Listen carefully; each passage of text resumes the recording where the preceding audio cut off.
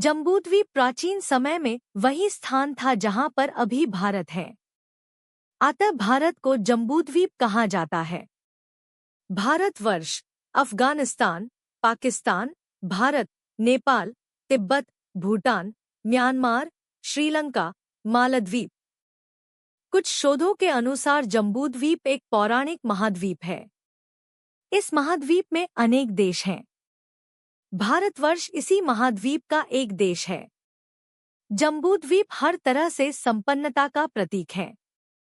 देवी देवताओं से लेकर ऋषि मुनियों तक ने इस भूमि को चुना था क्योंकि यहाँ पर नदियाँ, पर्वत और जंगल, हर तरह का वातावरण एक ही देश में देखने को मिलता था।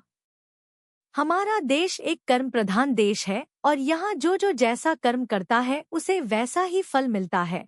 सदियों से भारत के लोग इस व्यवस्था को मानते रहे हैं।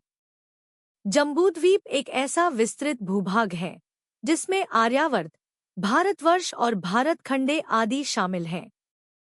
जम्बूद्वीप के संबंध में मुख्य बातें। जम्बूद्वीप को सुदर्शन द्वीप के रूप में भी जाना जाता है। प्राचीन समय में यहाँ पर जामुन के पेड़ बहुतायत में पाए जाते थे, इसलिए यह भूभाग जम्बूद्वीप के नाम से जाना जाने लगा। विष्णु पुराण में लिखा है कि जम्बू के पेड़ पर लगने वाले फल हाथियों को बड़े प्रिय होते थे। जब भी वह पहाड़ों से गिरते तो उनके रस की नदी बहने लगती थी। इस नदी को जम्बू नदी से भी जाना जाता था। इस नदी का पानी पीने वाले जम्बूद्वीपवासी थे। मार्कंडेय पुराण के अनुसार जम्बूद्वीप उत्तर और दक्षिण में कम और मध्य भाग में ज्यादा था, जिसे इलावर्त या मेरुवर्ष से जाना जाता था। जम्बूद्वीप की तरफ से बहने वाली नदी को जम्बू नदी के नाम से जाना जाता है। जब भी घर में पूजा पाठ होता है तब मंत्र के साथ जम्बूद्वीपे, आर्यावर्ते, भारतखंडे, देशांतर्गते, अमुकनगरे या अमुकस्थाने, फिर उसके बाद नक्षत्र और गोत्र का नाम आता है। रामायण में भी जम्बूद्वीप का वर्णन मिलता है।